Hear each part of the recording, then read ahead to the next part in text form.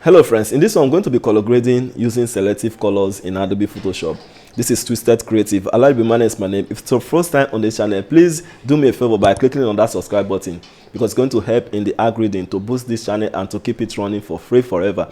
And secondly, you need to click on that notification bell so that you'll be notified anytime a new video is released. So without wasting much time, let's get into it. So this is the image we are going to be using. Let's go to the adjustment layer here and choose color balance.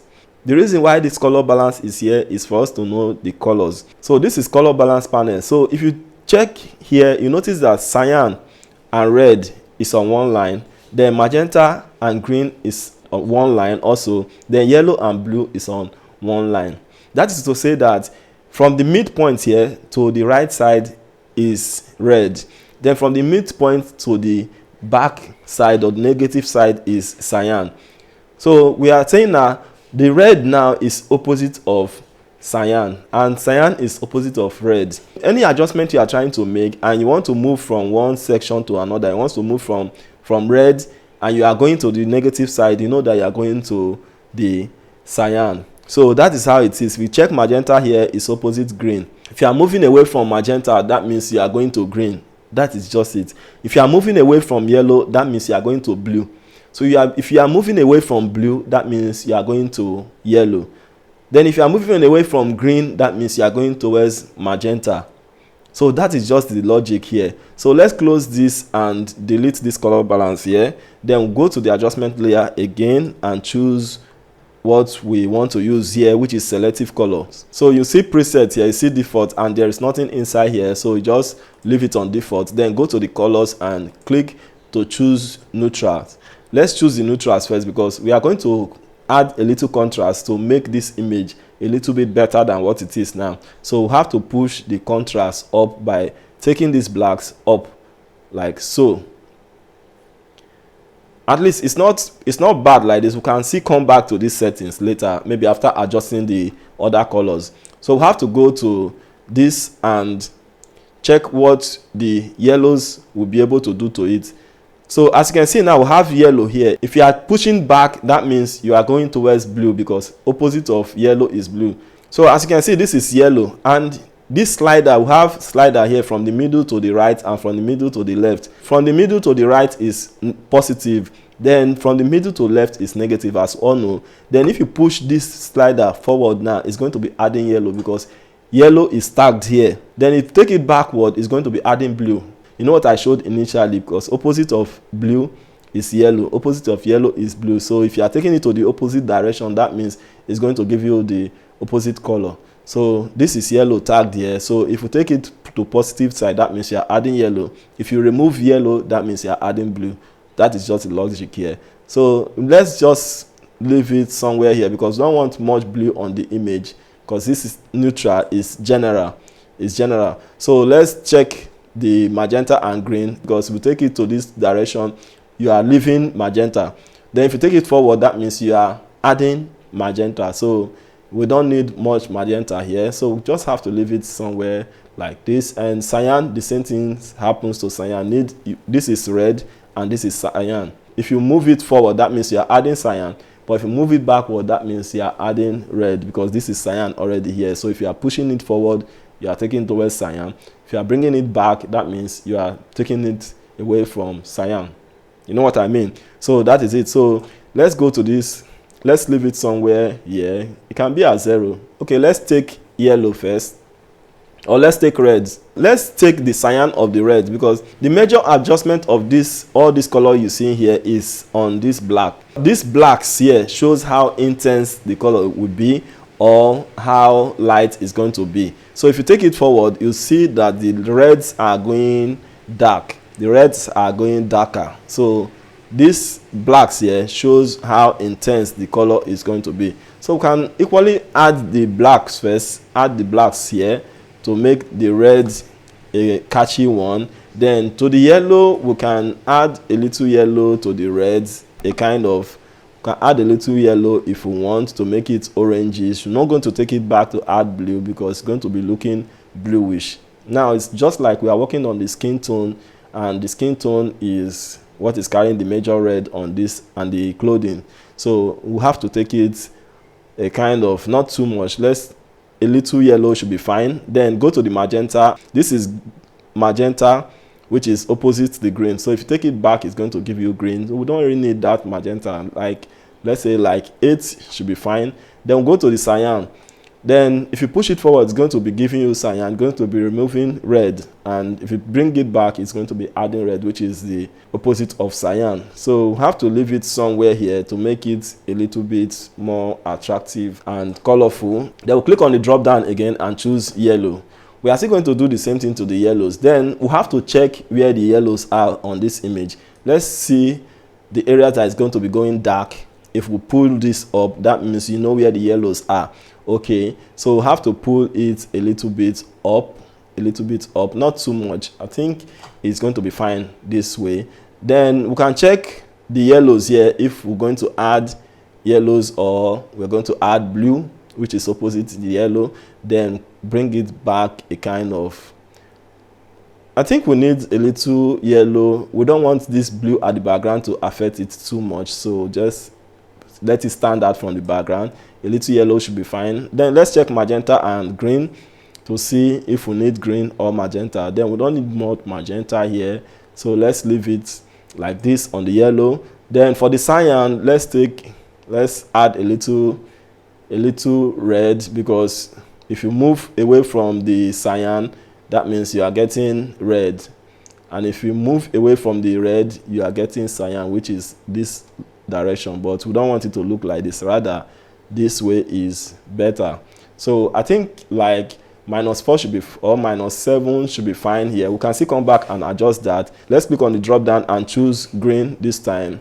Let's check these blacks here and see if there is green here. So you have to check backward and forward to see if there is anything being affected by the adjustment. I think there's nothing there, so there's no need for that. Then let's leave this green and go to cyan itself. We're going to take the blacks up to see if it's going to affect the image. You can see it's affecting part of the image and mostly the background. So you are selectively adjusting the background now.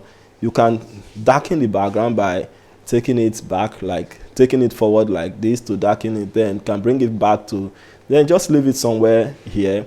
Yellow is opposite the blue, so you have blue there. You can do anything with this blue that you are seeing there. So you can either you take it to the blue side, or you take it to the yellow side. So if you are taking it to the blue side, you see in the blue that the saturation of the blue becomes intense and beautiful, more beautiful and a kind of shiny. Let's leave it on the blue side.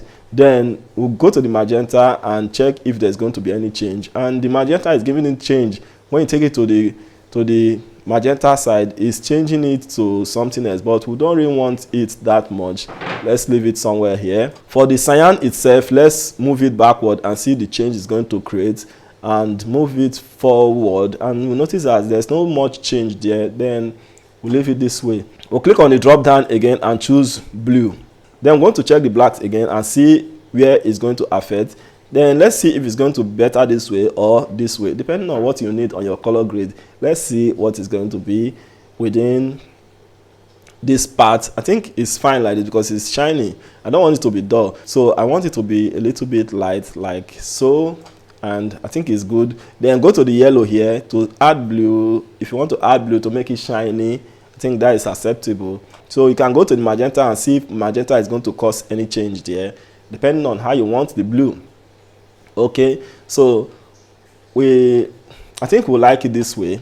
Let's leave it at -15. So let's see what cyan is going to do here. Let's take it to the reds, and let's take it to the cyan. If you watch very well, you notice that it's better we take it to the cyan, so that it's going to look shiny instead of taking it to this part and it's going to change color and it's going to be dull. So let's retain the blue and make it brilliant. Okay, let's click on the drop down again and choose magenta itself. So we have to check the blacks and see the area which magenta is being affected. Okay, so we have to leave it here somewhere around here. It's not bad for the blacks. Then for the yellows, we have to choose where it's going to be. It's not too much, just leave it there.